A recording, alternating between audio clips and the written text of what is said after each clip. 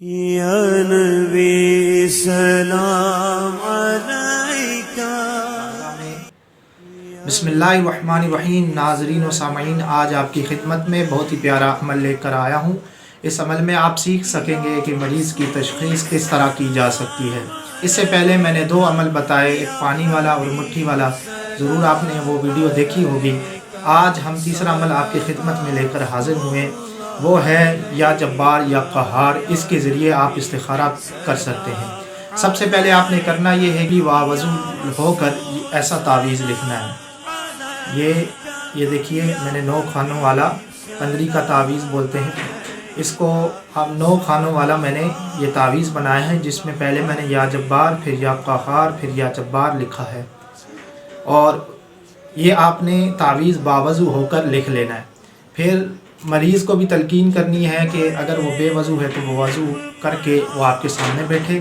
اس کے بعد آپ نے مریض کے ہاتھ میں اس تعویذ کو تھما دینا ہے اور مریض کو کہنا ہے کہ اس تعویذ کے اندر دیکھتا رہے، یعنی یہ جو لفظ لکھے ہیں اس کے اندر دیکھتا رہے، اس طرح، کچھ اس طرح۔ پھر آپ نے مریض پر یا جبار یا قہار 111 مرتبہ پڑھنا ہے اور مریض پر دم کر لینا ہے، اور مریض کو تلقین یہ کرنی ہے کہ بغور ان لفظوں میں دیکھتا رہے۔ دم کرنے کے بعد آپ اس سے پوچھیں گے، یعنی مریض سے پوچھیں گے کہ یہ لفظ ہے، لفظ آپ کو کس طرح دکھائی دے رہے ہیں؟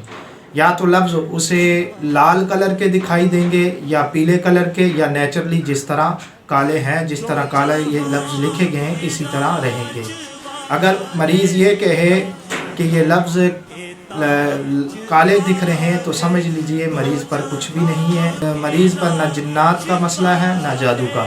اگر مریض کہے کہ پیلے دکھ رہے ہیں، یعنی یہ جو لفظ ہیں زردی مائل دکھ رہے ہیں، تو سمجھ لیجئے اس پر جادو کا مسئلہ ہے۔ اگر مریض کہے کہ لال کلر کے دکھ رہے ہیں تو سمجھ لیجئے کہ مریض پر جنات کا مسئلہ ہے۔ اس سے آپ مریض کی بہت اچھی طرح سے تشخیص کر سکتے ہیں۔ صلو علیہ وآلہ